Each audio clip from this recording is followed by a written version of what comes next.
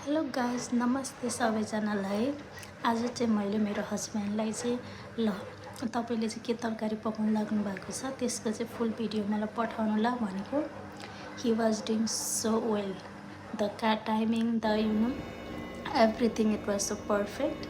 So I was planning, should I have to open a cooking channel for my husband? Can you guys please recommend it?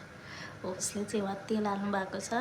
हामी चाहिँ एकदम organic एकदम हुन्छ नि, घरमा local जस्तो स्टाइलले पकाउँछौँ।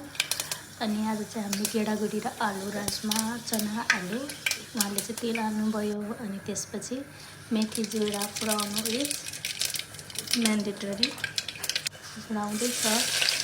त्यसपछि मेरो हस्बेन्डलाई चाहिँ लसुन छोराएको एकदमै मनपर्छ, सो यति धेरै लसुन छोराउनु भयो। त्यसपछि खुर्सानी चाहिँ मलाई आई लभ स्पाइसी। त्यसपछि ओनियन, देन चलाइन स्टोरेज,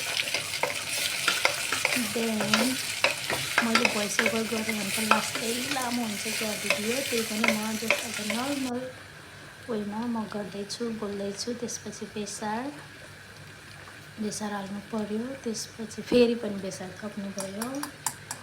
अनि त्यसपछि पोट्याटो त नभए हुँदै भएन, आलु हाल्दै हुनुहुन्छ, हालिसक्नुभयो।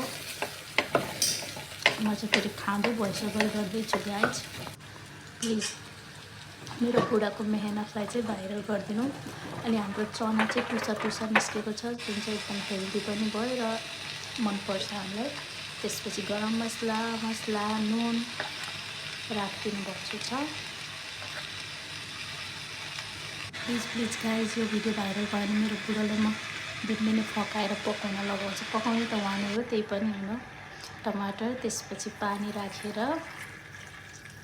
हामी चाहिँ सिट्ठी लगाउँछौँ। यो ओरिजिनल भिडियोमा चाहिँ सिट्ठीको दामी साउन्ड आएको थियो, तर एडिटिङ यताउता काट्दा चाहिँ सिट्ठीको साउन्ड चाहिँ आई थिङ्क यो जान्छ होला। म बजाइदिन्छु ल। 3-4 सिट्ठी लाग्यो, त्यसपछि हामी बन्द गर्छौँ ग्यास। अनि त्यसपछि हेरौँ, वाउ कस्तो दामी ग्रेभी भएको छ। त्यसपछि फेरि कराईमा खनाएर अलिकति ग्रेभी बनाएर भातसँग गुवाम खाँदा चाहिँ बबाल हुन्छ, विथ घिउसँग है। Thank you for watching.